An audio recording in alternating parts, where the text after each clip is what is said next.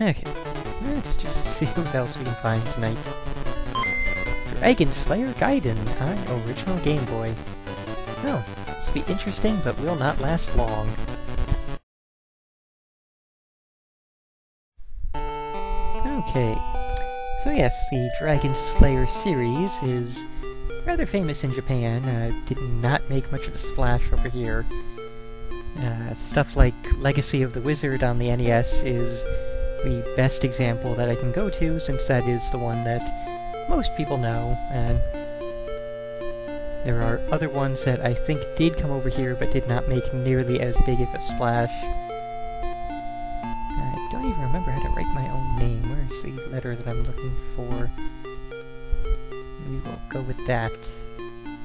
Okay, we can be a knight, a wizard, a hunter, or a tanker. Let's go with a hunter.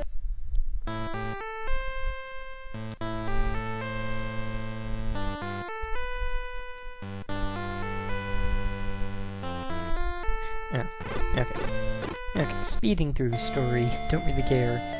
There's some kind of story, presumably there is a dragon involved, which we must slay.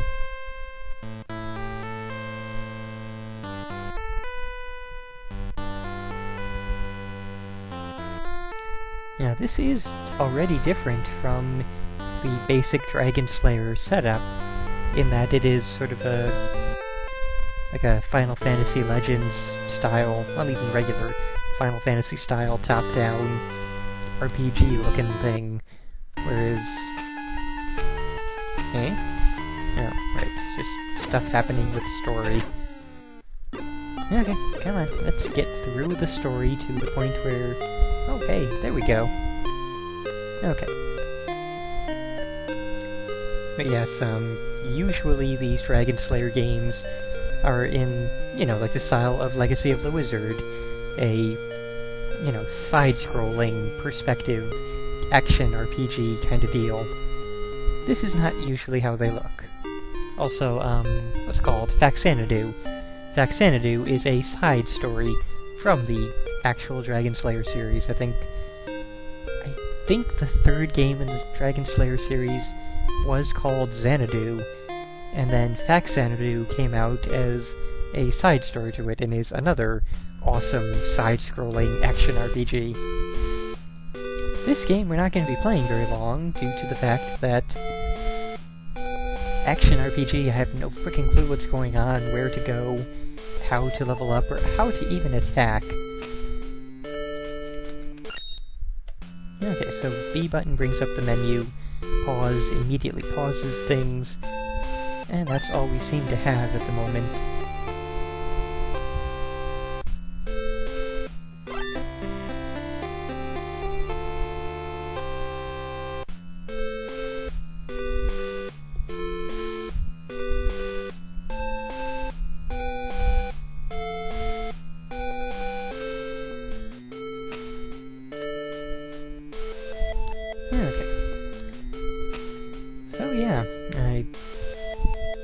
I have already exhausted my knowledge of the Dragon Slayer series.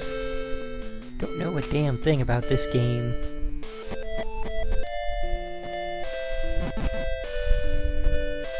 Oh, we've barged into some castle and are now talking with presumably a queen. Just chilling on a couch. Who needs a throne? Go with the couch.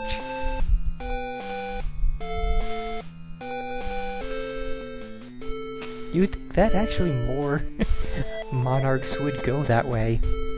Those thrones seem incredibly uncomfortable.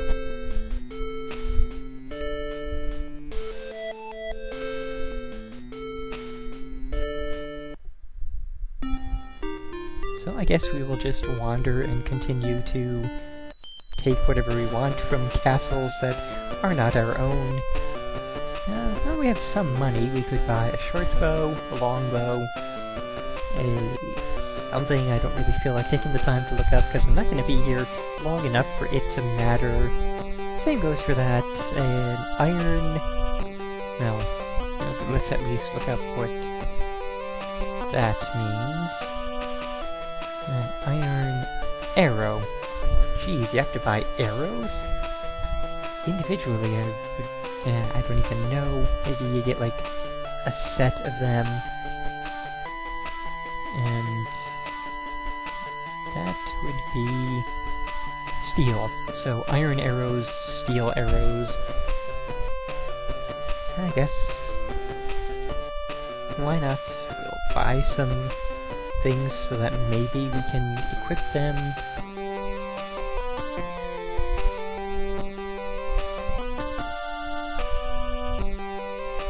There we go, we have a longbow and steel arrows equipped. Can I actually fire my arrows? No, I cannot. Maybe there are actual combat zones where we would be allowed to do as such. Where they might be, I have no idea, because we seem to be completely surrounded by forest. I've not seen any ways to escape and go elsewhere in the world. Also, controls are a little bit unresponsive. Takes just... Oh hey, there's a path leading out. Can we leave? We can leave. We are not stopped by anybody. That's kind of a rarity.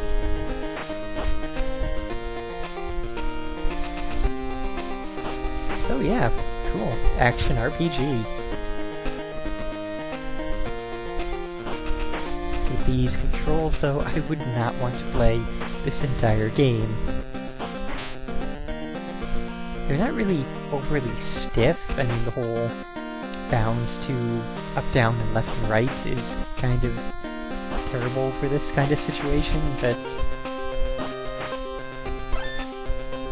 it's just that little tiny bit of delay between what you hit and what happens that just makes it bad for an action RPG.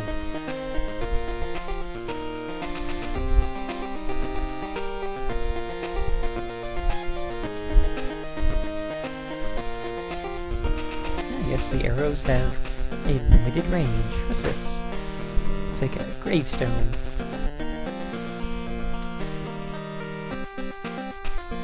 Don't know.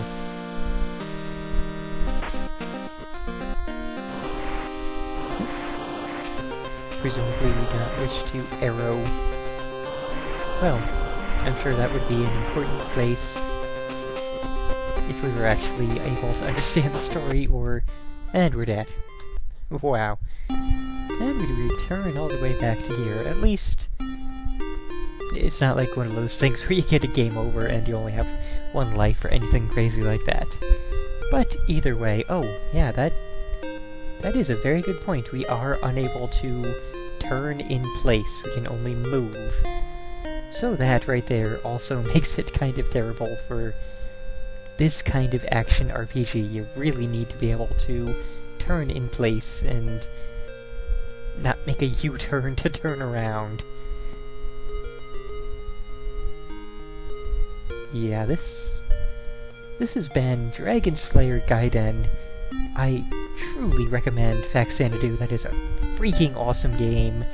I somewhat less recommend Legacy of the Wizard. That's a good game, but good lord, is it ever impossible to figure out where to go and what to do. And I don't know offhand of which other Dragon Slayer games have been ported, you know, made it over to the States, and which ones are worth playing.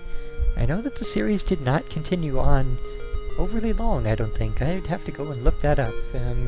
One moment. Jump cut. Oh, and it paused.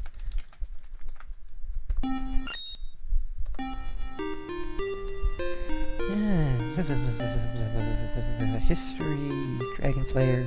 Oh, apparently Xanadu was the second one, and Faxanadu was the side series. Blah blah blah blah blah blah blah. Oh, hey, Dragon Slayer Romancia. That one was not ported over, but it's still a pretty cool game on the Famicom. Blah blah blah blah blah blah blah blah. Dragon Slayer The Legend of Heroes was released on TurboGrafx CD in 1991, and is usually known simply as Dragon Slayer. Subsequent Legend of Heroes games dropped their association the Dragon Slayer series. Turn-based combat, not really quite in the same vein.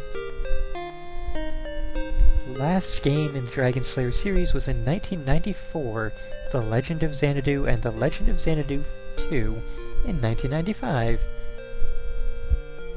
So yeah, not a very long-lasting series, only from 1984 to 1995.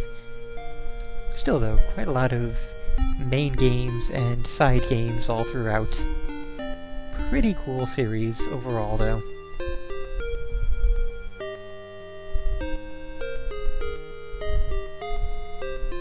Xanadu next? Oh hey, you're right. It does mention that. Although that seems to be just another side game.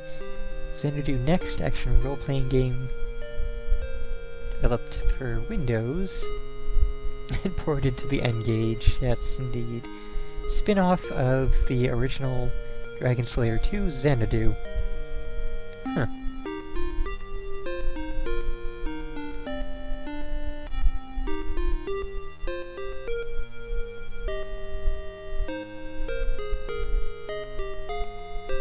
But yeah, even with all that other knowledge, I would still say definitely play Xanadu. Probably tinker around with Legacy of the Wizard, maybe watch like a Deceased Crab or Game Center CX episode focusing on it, or follow a walkthrough and play it yourself. That one is pure frustration if you try and figure it out all by yourself.